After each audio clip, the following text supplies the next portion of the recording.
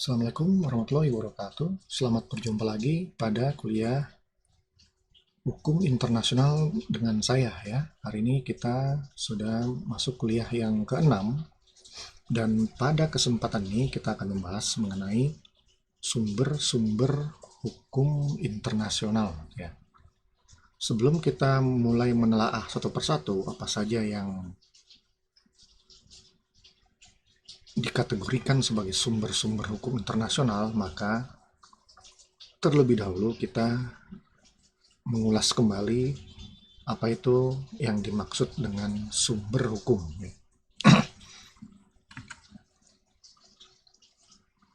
Nah, secara sederhana, yang dimaksud dengan sumber hukum itu adalah tempat di mana hukum dapat ditemukan.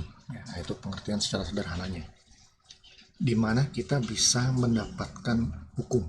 Itu pengertian sumber hukum secara sederhana. Nah, dalam konteks hukum internasional, sumber hukum itu memiliki 3 tahap pengertian ya. Yang pertama, pengertian sumber hukum dalam konteks hukum internasional, yaitu dari mana hukum internasional mendapatkan kekuatan mengikatnya. Dari mana? Nah, ini sudah kita bahas di kuliah minggu lalu ya. Nah, kalau menurut teori hukum alam, hukum internasional itu mengikat negara-negara karena HI merupakan bagian dari hukum alam. Itu menurut teori hukum alam ya. Kalau menurut teori kehendak negara, HI itu mengikat negara karena kemauan negara itu sendiri. Karena kehendak negara itu sendiri atau karena kehendak negara secara bersama-sama untuk tunduk kepada HI. Kemudian, kalau menurut teori yang lain lagi ya, yaitu teori normativisme, bahwa HI itu memperoleh kekuatan mengikatnya karena adanya norma hukum ya. Dan norma hukum tertinggi di dalam HI adalah asas pacta sunt servanda ya, bahwa janji itu harus dihormati. Kemudian ada lagi menurut teori kenyataan sosial, bahwa menurut teori ini HI itu mengikat negara-negara karena adanya kenyataan sosial, yaitu adanya kebutuhan-kebutuhan yang harus dipenuhi oleh negara, dan untuk memenuhi kebutuhan itu maka antar negara harus melakukan kerjasama. Nah, dalam hubungan antar negara ini lahirlah hukum internasional yang mengikat negara-negara. Nah, itu ya pengertian yang pertama daripada sumber hukum ya, dalam kaitannya dengan hukum internasional. Kemudian, pengertian yang kedua, sumber hukum juga didefinisikan sebagai proses pembentukan hukum. Dalam hal ini, yang kita maksud adalah proses pembentukan hukum internasional. Nah, sebagaimana kita ketahui bahwa kita ambil contoh perjanjian internasional ya, bahwa pembuatan perjanjian internasional itu ya, dilakukan melalui konferensi internasional antar negara ya. Ya, kalau perjanjian internasionalnya itu bersifat multilateral ya, universal, itu berarti dibuat dalam sebuah konferensi multilateral ya. Kalau perjanjiannya dua negara saja atau bilateral, nah tentu konferensinya itu terbatas antara dua negara ya, seperti itu. Nah, jadi tahap-tahap pembentukan, penyusunan, pembuatan hukum internasional ini juga termasuk dalam kategori pengertian sumber hukum ya. Jadi singkat kata, sumber hukum itu juga termasuk proses pembuatan hukumnya. Kemudian yang ketiga, nah ini merupakan pengertian yang paling pokok untuk kita sebagai seorang ahli hukum ya, yaitu penampakan atau perwujudan dari hukum internasional itu sendiri. Nah, jadi hukum internasional itu menampakkan dirinya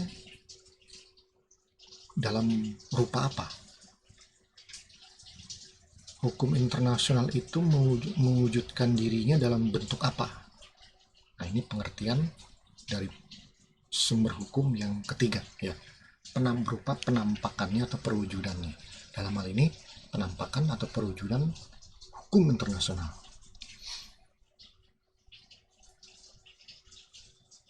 Nah, tentu saja kalau hukum pidana juga memiliki perwujudan sendiri, ya. Hukum perdata juga memiliki perwujudan atau penampakan yang lain lagi, ya. Hukum tata negara juga memiliki penampakan atau perwujudan yang berbeda dari hukum-hukum yang lainnya. Nah, dalam hukum internasional ini juga memiliki perwujudan, ya, atau penampakan seperti apa. Nah, nanti kita lihat, ya.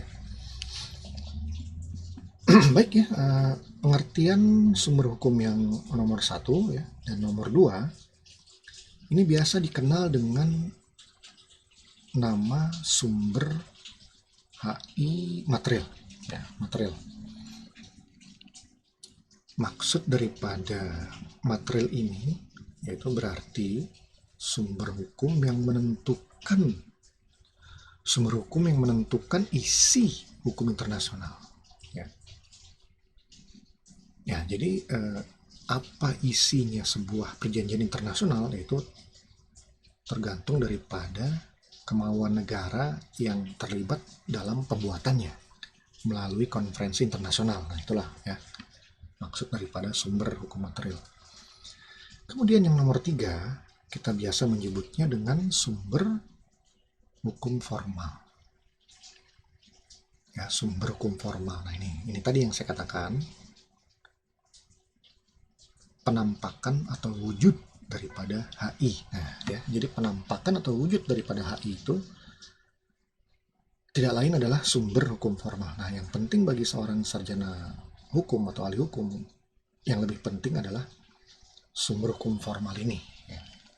Nah, lalu kalau begitu, pertanyaan berikutnya, di mana kita bisa mencari sumber hukum formal HI? Ya, sumber hukum formal HI itu dapat kita temui di mana?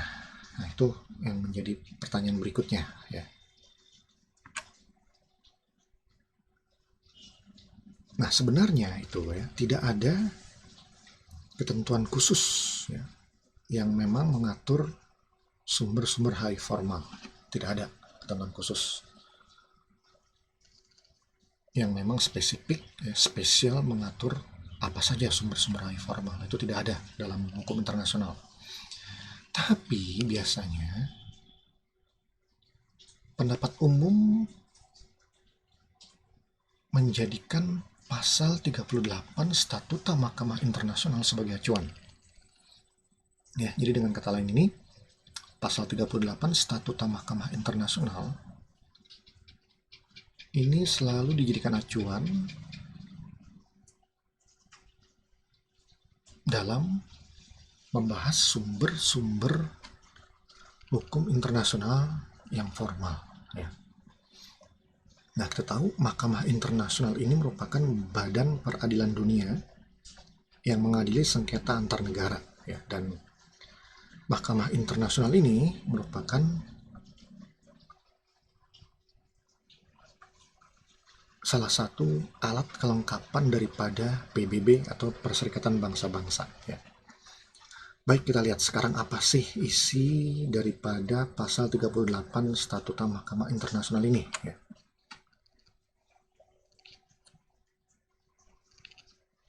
Nah, ini yang saya katakan tadi, ya, pasal 38 ini sesungguhnya tidak sengaja, ya, tidak mengatur, tidak diset, ya, untuk mengatur tentang sumber HI formal, ya. Bukan. Tapi dalam praktek pasal 38 ini mengatur landasan atau acuan yang akan dipakai, ya, atau digunakan oleh Mahkamah Internasional kalau ada sengketa antar negara yang diajukan ke mahkamah. Nah, jadi mahkamah ini dia spesialis menyelesaikan sengketa antar negara ya. Kalau individu tidak bisa. Jadi kalau ada negara-negara yang menyerahkan sengketanya di hadapan mahkamah internasional, maka mahkamah internasional di dalam memeriksa sengketa itu akan menggunakan pasal 38 ini ya sebagai acuannya. Nah, pasal ini kemudian dalam perkembangannya diterima secara umum ya, sebagai dasar daripada sumber HI formal ya, sumber HI formal. Apa itu isi pasal 38, khususnya pasal 38 ayat 1 ya, Statuta Mahkamah Internasional. Nah, jadi bisa saudara lihat ya. Ini isi pasalnya ini. Jadi pasal ini mengatakan dalam mengadili perkara yang diajukan kepadanya, mahkamah akan mempergunakan. Nah, jadi kalau ada sengketa antar negara yang diselesaikan di mahkamah internasional, maka mahkamah itu di dalam memeriksa dan memutus, mahkamah akan mengacu kepada 4 poin ini. Ya. Mahkamah akan berlandaskan ya, mahkamah akan mencari solusinya berdasarkan 4 poin ini. Yang pertama adalah perjanjian internasional. Dalam bahasa Inggris disebut international treaty. Baik yang bersifat umum maupun yang khusus. Yang mengandung ketentuan hukum yang diakui secara tegas oleh negara-negara yang bersengketa. Yang kedua, mahkamah akan mempergunakan kebiasaan, tapi bukan sembarang kebiasaan ya, bukan kebiasaan yang biasa-biasa aja. Kebiasaan di sini yang telah diterima sebagai hukum. Yang ketiga,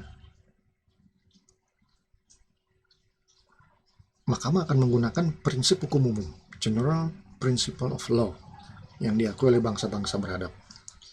Terakhir yang keempat, mahkamah akan menggunakan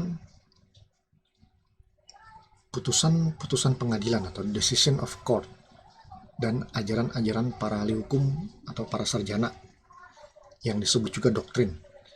Tentu saja doktrin di sini adalah doktrin-doktrin atau ajaran-ajaran para ahli yang paling terkemuka dari berbagai negara. Ya. Tentu di sini ahli yang terkait dengan hukum internasional. Ya. Inilah ya, jadi mahkamah inilah yang sekarang ini menjadi apa istilahnya, menjadi payung hukum ya bagi sumber HI formal ya, sumber HI formal yang diakui sebagai sumber HI formal ya. Baik ya, kita akan ulas ya satu persatu sumber-sumber HI formal ini ya. Yang pertama adalah perjanjian internasional, baik yang umum maupun yang khusus ya, yang diakui oleh negara-negara yang bersengketa. Apa yang dimaksud dengan perjanjian internasional? Nah, kita kutip pengertian perjanjian internasional ini yang menurut saya ini cukup lengkap ya, cukup lengkap. Nah,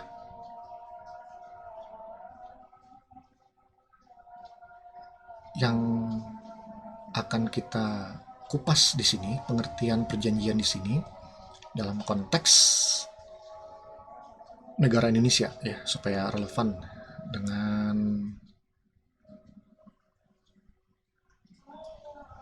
pembelajaran kita ya.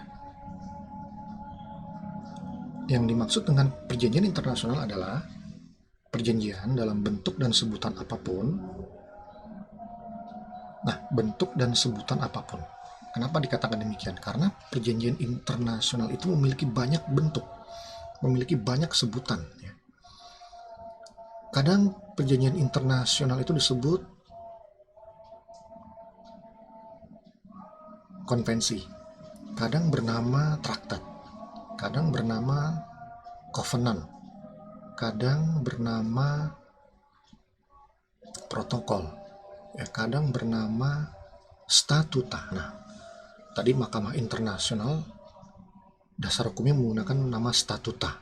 Kadang disebut piagam, kadang disebut deklarasi, kadang disebut arrangement, kadang disebut agreement. Nah, itu banyak ya. Makanya di sini dikatakan bentuk dan sebutan apapun yang diatur oleh hukum internasional. Nah, jadi yang diatur ya, jadi perjanjian ini harus diatur oleh hukum internasional publik, bukan hukum perdata internasional. Nah, kalau yang diaturnya oleh hukum perdata internasional itu tidak termasuk kategori perjanjian internasional. Jadi di sini diaturnya harus oleh hukum internasional publik. Kita sudah bahas di kuliah sebelumnya, nanti dicek lagi ya, bahwa hukum internasional publik itu mengarah kepada hubungan resmi. Ya, hubungan resmi yaitu hubungan antar pejabat negara ya, dari negara-negara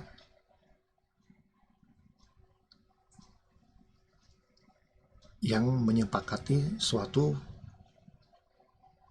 persetujuan internasional melalui konferensi internasional. Nah, itu hubungan resmi.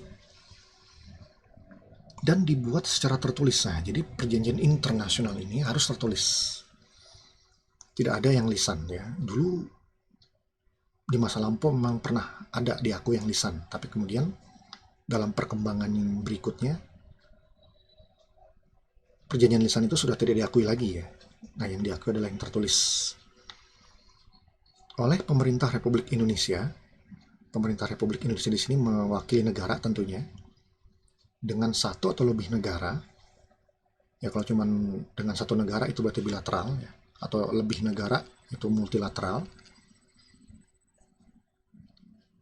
Organisasi internasional, nah jadi negara juga bisa membuat perjanjian dengan subjek yang bukan negara ya, dalam hal ini organisasi internasional ya, atau subjek hukum internasional lainnya.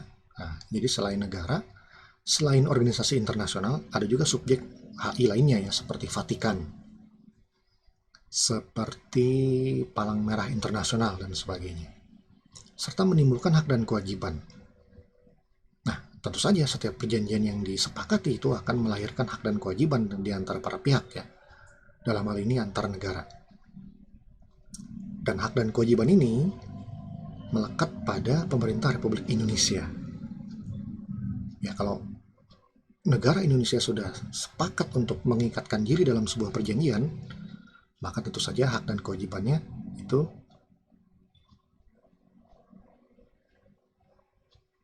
harus dilaksanakan ya oleh negara, dalam hal ini diwakili oleh pemerintahnya yang bersifat hukum publik. Nah, itu tadi yang saya bilang bahwa perjanjian internasional ini harus bersifat hukum publik atau mengarah kepada hubungan resmi ya, hubungan yang resmi, hubungan antar pejabat-pejabat negara yang meresmikan sebuah kesepakatan dalam sebuah konferensi internasional yang melahirkan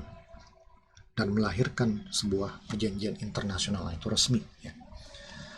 Nah, jadi pengertian ini kita kutip dari pasal 1 angka 1 Undang-Undang Nomor 37 ya tahun 1959 tentang hubungan luar negeri. Tadi dikatakan ada perjanjian internasional yang bersifat umum, ada yang bersifat khusus. Kalau umum ini mengarah kepada law making treaties ya, yaitu perjanjian internasional yang membentuk kaidah hukum internasional. Nah, ini biasanya bersifat universal ya, seperti konvensi PBB tentang hukum laut, konvensi PBB tentang anti korupsi dan sebagainya. Nah, kemudian ada juga perjanjian internasional yang bersifat khusus. Nah, khusus di sini artinya perjanjian ini hanya mengatur kepentingan negara yang terbatas ya. Hanya negara tertentu saja. Tidak seperti yang bersifat umum tadi mengatur universal. Nah, kalau yang bersifat khusus ini hanya sebatas mengatur kepentingan negara-negara tertentu saja ya. Seperti misalnya perjanjian perbatasan wilayah. Nah, itu termasuk dalam perjanjian yang bersifat khusus ya. Tentu saja misalnya perjanjian batas wilayah antara Indonesia dengan Malaysia itu khusus mengatur kepentingan ya, hak dan kewajiban antara Indonesia dengan Malaysia saja. Negara lain tidak bisa terlibat ya, seperti itu. Kemudian yang kedua adalah kebiasaan yang diterima sebagai hukum. Nah, ini kita biasa menyebutnya dengan hukum kebiasaan internasional. Nah, sebelum menjadi hukum, kebiasaan itu ya dia hanya berupa kebiasaan yang bukan hukum ya. Hanya sekedar kebiasaan saja. Nah, apa itu pengertian kebiasaan? Kebiasaan secara sederhana diartikan sebagai perilaku ya, atau pola tindak atau praktik yang diulang-ulang. Nah, itu artinya kebiasaan ya. Jadi kalau kita melakukan suatu perilaku ya atau tindakan yang diulang-ulang setiap hari, itu tentu saja dikatakan sebagai sebuah kebiasaan ya. Misalnya kita memiliki kebiasaan membaca buku satu hari minimal 1 jam, terus kita praktikkan sehari-hari seperti itu secara konsisten, nah itu menjadi kebiasaan. Tapi untuk seperti itu bukan hukum ya, itu hanya kebiasaan yang common aja ya, bukan termasuk hukum kebiasaan. Nah, kalau dalam hukum internasional ada kebiasaan-kebiasaan yang dapat berevolusi ya, bermetamorfosis menjadi hukum kebiasaan. Hukum kebiasaan. Nah, bagaimana caranya? Sebuah kebiasaan itu bermetamorfosis ya, atau berevolusi menjadi hukum kebiasaan atau menjadi kebiasaan yang diterima sebagai hukum. Nah, ini jadi praktik yang diulang-ulang secara konsisten, dan apabila semakin banyak negara mengikutinya, maka semakin dekat kebiasaan itu diterima menjadi hukum atau menjadi hukum kebiasaan ya. Jadi ada sebuah praktek, ada sebuah pola tindak yang diulang-ulang oleh negara atau beberapa negara, dan kemudian semakin banyak negara yang mengikuti tindakan itu dan berulang-ulang juga, maka itu kebiasaan itu sudah mulai mengarah kepada hukum kebiasaan. Ini disebut dengan unsur material ya, unsur material.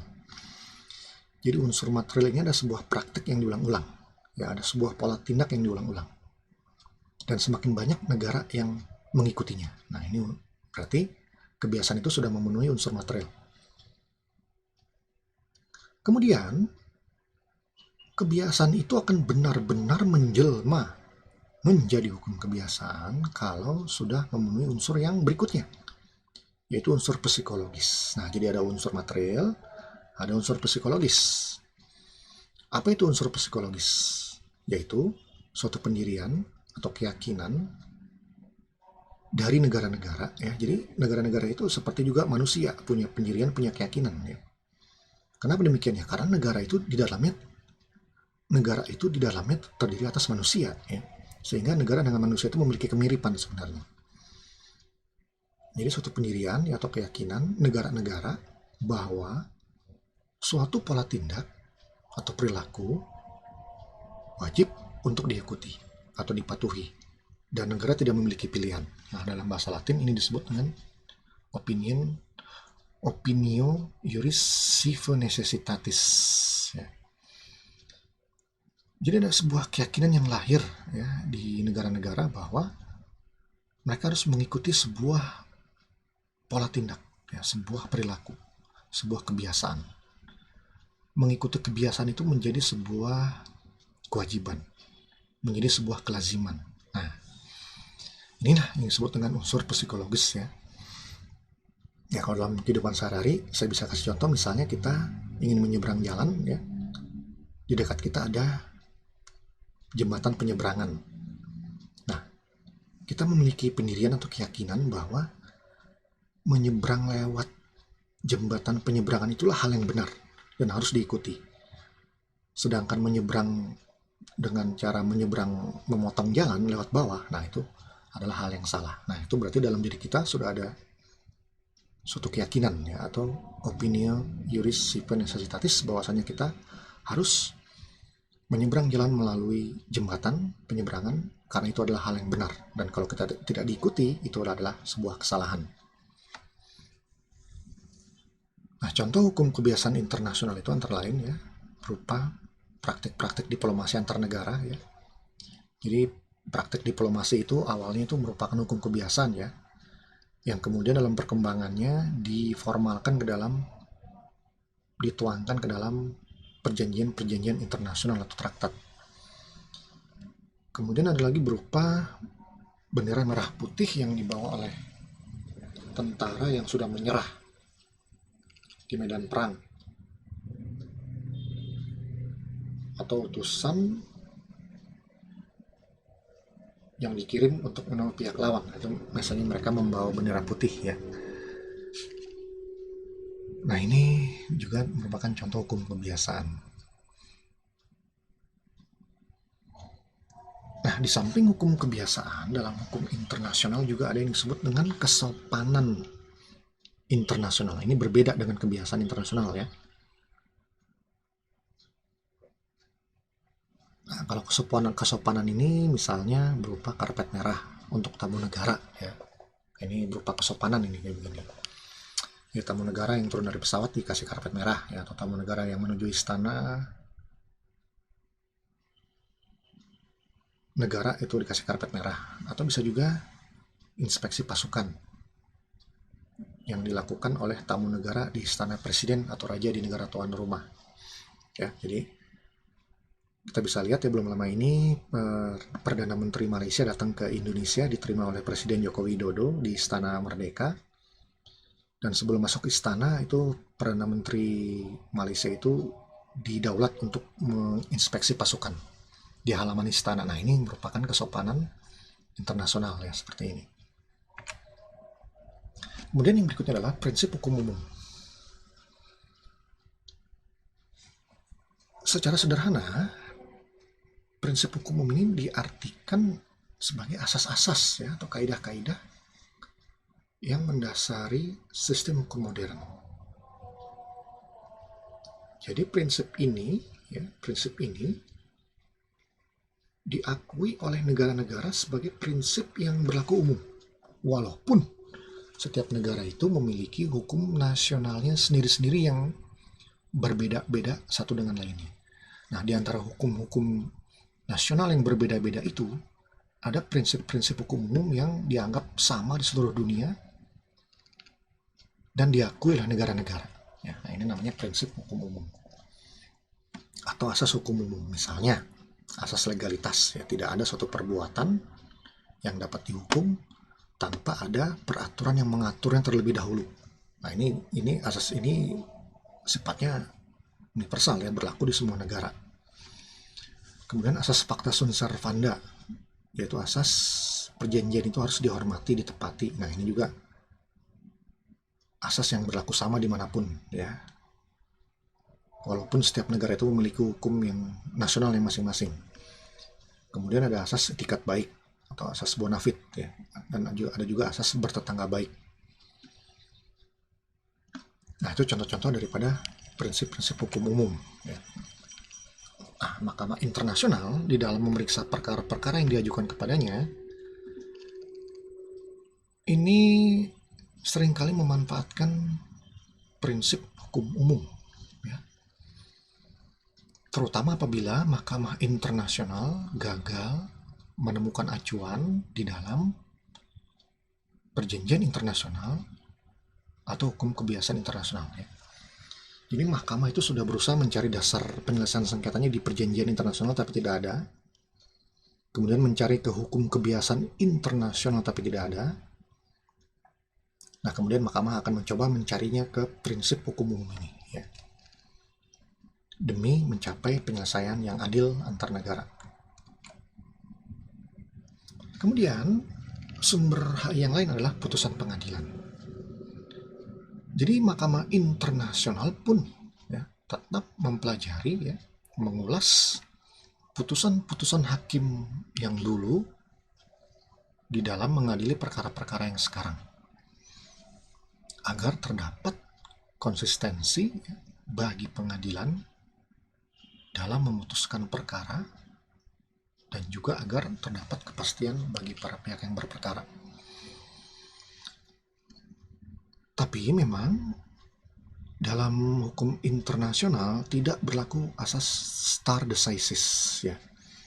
Artinya hakim-hakim di mahkamah internasional itu tidak wajib, ya, tidak terikat, tidak harus menerapkan putusan-putusan hakim yang terdahulu di kasus-kasus yang dihadapinya sekarang ini, ya.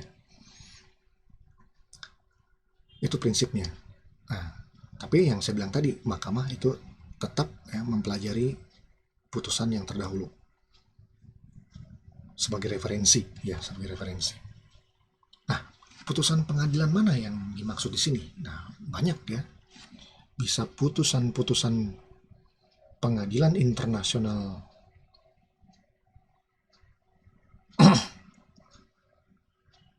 yang sebelumnya, ya, seperti pendahulu mahkamah internasional, ya, yang disebut dengan mahkamah internasional permanen, yaitu adalah pendahulu dari mahkamah internasional, ya. Ada kata permanennya, kalau sekarang dihilangkan kata permanennya.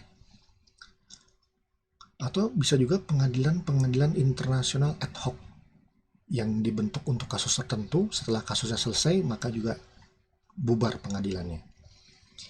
Kemudian putusan pengadilan di sini bisa juga berupa putusan pengadilan nasional yang memang dianggap relevan dalam kasus yang ditangani.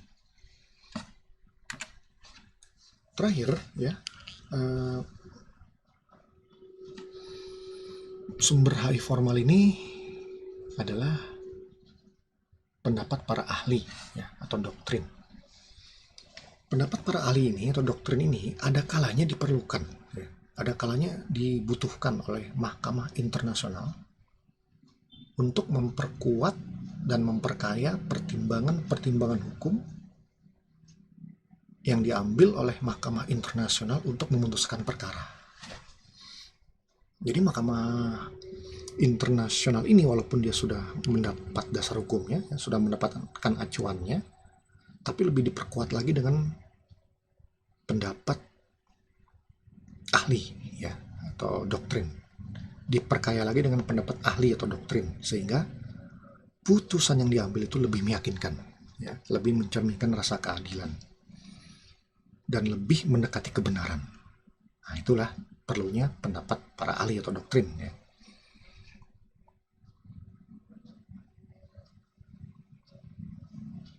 Nah, doktrin ini juga berfungsi untuk memutus kebuntuan, ya. Apabila mahkamah internasional tidak bisa menemukan hukumnya di perjanjian maupun di kebiasaan internasional dan di prinsip hukum umum. Nah, maka mahkamah dapat mencari ke dalam doktrin atau pendapat para ahli ini, ya, apa yang seharusnya menjadi hukum. Nah, itu seringkali ditemukan dalam doktrin. Nah, dalam hukum internasional, doktrin-doktrin yang terkenal itu diantaranya doktrin yang dikemukakan oleh Grotius, ya, oleh Oppenheim dan Lauterbach, Hans Kelsen, Victoria, Starke, Brearley, Jessup, dan sebagainya. Nah, selain ini juga ada beberapa sumber-sumber lain, ya, tapi memang belum diakui sebagai belum mendapatkan pengakuan secara luas, ya, sebagai sumber HI. Di antaranya resolusi-resolusi Majelis Umum PBB, ya, resolusi-resolusi Dewan Keamanan PBB. Nah, ini juga